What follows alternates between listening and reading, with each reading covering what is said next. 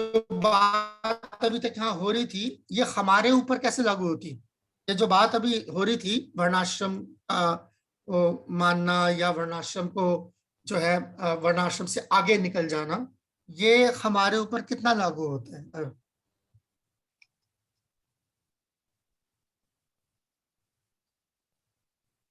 Yes करें ये प्रभु, आवाज नहीं आ रही आपकी।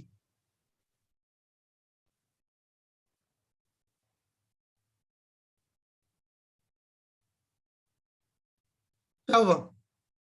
सवाल ठीक नहीं लगा?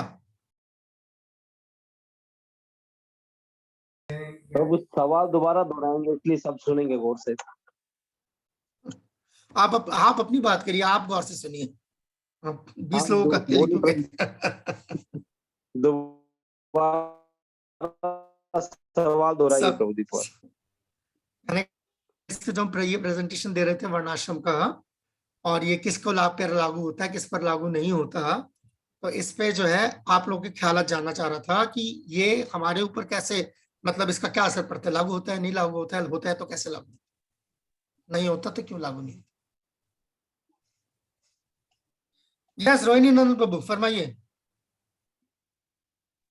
हरे कृष्णा। जैसे अब हम साधन भक्ति कर रहे हैं ना, जब वैदिक भक्ति साधन भक्ति हम कर रहे होते हैं, अभी तक हम इस राग आत्मी तक स्टेप तक जब तक नहीं पहुंच रहे होते, वैदिक भक्ति कर रहे हैं, तो हम पर जो आश्रम में भी है या किसी भी ब्राह्मण क्षत्रिय, हरे कृष्णा। ओके ओके ओके, बहुत अच्छा बहुत अच्छा बहुत अच्छा। हम भक्ति पे नौ सिक्के भक्त बनते हैं पहले, तब भी हम बोलते हैं मैं ये नहीं करूंगा, मैं वो नहीं करूंगा। हमें वो करना है जो हमारी जरूरत की चीजें हैं। अगर मैं गृहस्थ आश्रम में हूँ तो बीवी बच्चों की रक्षा करना, उनको पालना मेरी जिम्मेदारी है। मुझे उसे भागना नहीं कि बन गया तो बस ये मेरे बच्चे भगवान पालेगा, अभी कृष्णा करेंगे, वो मुझे पूरी करना है क्योंकि भगवान ने मुझे जरिया बनने के लिए। और साथ में साथ मुझे क्या कारोबार कर रहा हूँ, अपने कारोबार को भी टाइम देना है, नौकरी करो तो नौकरी को भी टाइम देना है, मंदिर भी आना है, अपनी वाला भी जप करनी है, स्टडी भी करना है, इन सब चीजों को लेकर के चलना है। और आहिस्ता आहिस्ता जब मैं भक्ति करता रहूंगा तो एक स्टेज ऐसा आएगा कि मेरा ऑटोमेटिकली मन अपनी संतान से, अपने बच्चों से मतलब मोह है वो खत्म होना शुरू हो जाएगा। ये सब कुछ भगवान की वस्तु है, उन सबको भगवान की सेवा में लगाना है। आहिस्ता आहिस्ता मैं वहां पहुंचना चलूंगा, मैं राग आत्म स्तर की तरफ जा रहा हूँ। बहुत अच्छा। फिर जाकर के मैं आहिस्ता आहिस्ता इन वर्ण आश्रम निजाम से, इन सब चीजों से फारिग हो जाऊंगा, और भाव के स्तर पर आकर तो बिल्कुल ही। बहुत अच्छा, ये तो आपने तो कुछ छोड़ा ही नहीं। किसी और को जोड़ना है इस चीज में कुछ जो रोहिणी नंदन प्रभु ने बोला है? हाँ साधु सेवा प्रभु फरमाइए।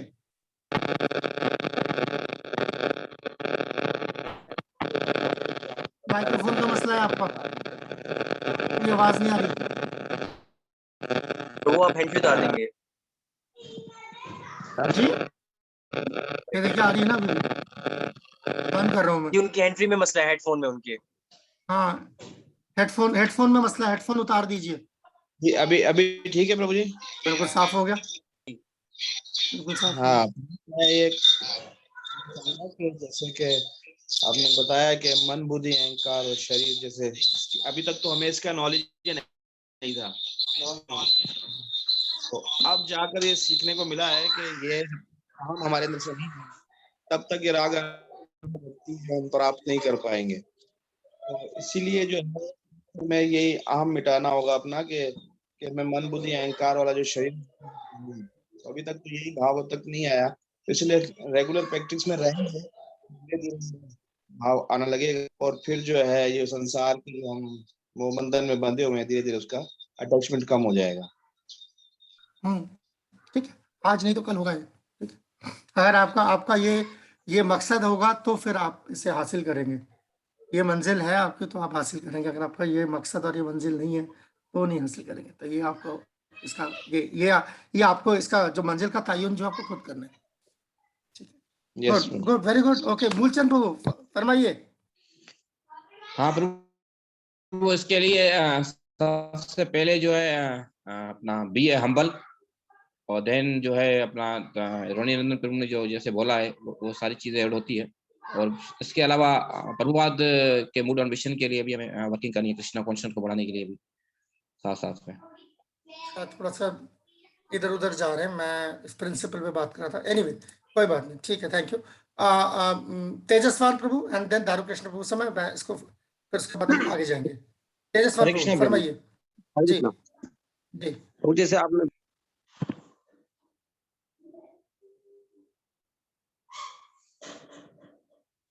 मैंने गलती कर दी, ऑन कीजिए। हाँ हाँ हाँ प्लीज, हाँ कौन है ठीक है। प्रभु? जी जी। हाँ, तो कृष्ण भावना में जब हम लगे रहते हैं प्रभु, जो ये रुकावटें आती हैं, तो हम इसका क्या कहें कि हमारे पूर्व जन्म के कोई अपराध हैं, या मतलब हम इनको निभाना ही है जरूरी, कि भक्ति भावना में अगर कोई रुकावट हमें आ रही है? नहीं, ये आप सवाल क्यों पूछ रहे हैं? मैंने तो इस पे तबसरा करने के लिए बोला था। ये सवाल रखिए, बाद में बात करेंगे। ओके, दारूकृष्ण प्रभु, हरे कृष्ण। सवाल प्रभु जी, आपको बाद में इसमें लेंगे। इसमें मेरी अंडरस्टैंडिंग भी है, शायद अगर कुछ गड़बड़ हो तो प्लीज क्लियर कीजिएगा। कि चाहे वो जैसे बताया वर्ण में हो या आश्रम में हो, तो उनको अपनी डिवोशनल एक्टिविटी से जो साधना है वो करनी ही चाहिए, सो दैट अदर पीपल इसे रॉन्ग ले ना ले। हम जब प्रभुपाद के एग्जांपल में देखते हैं, जो हमारे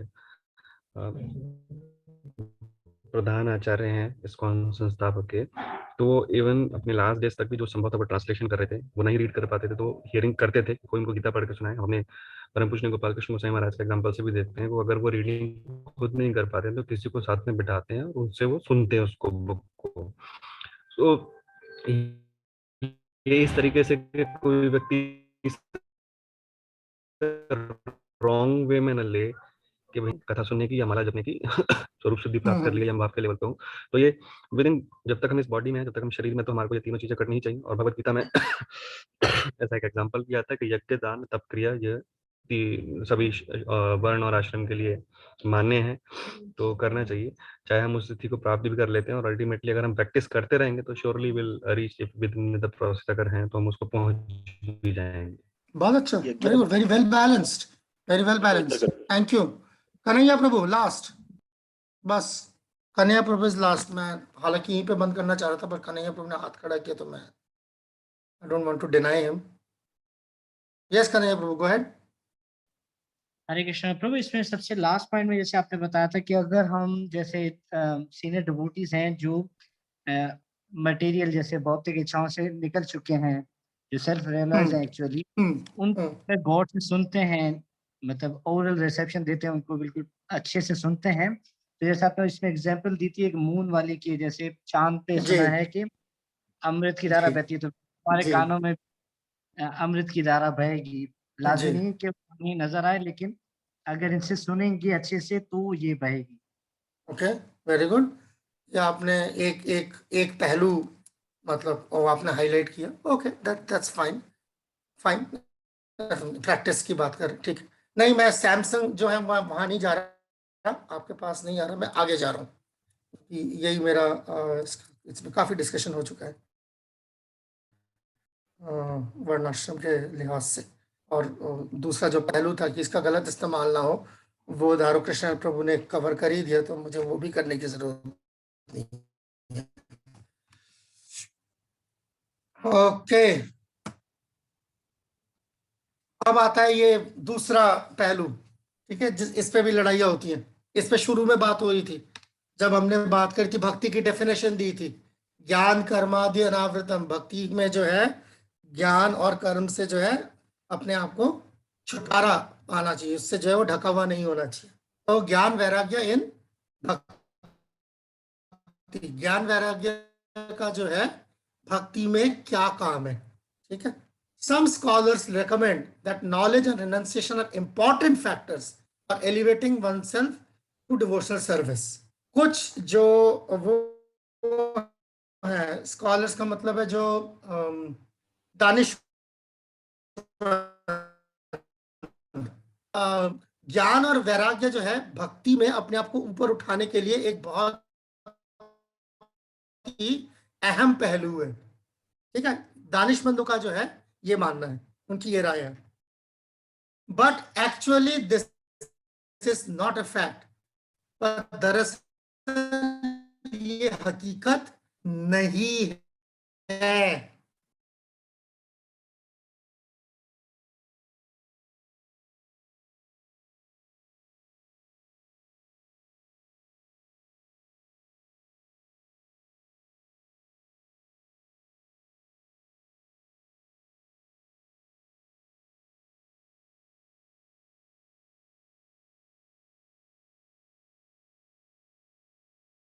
आगे देखें।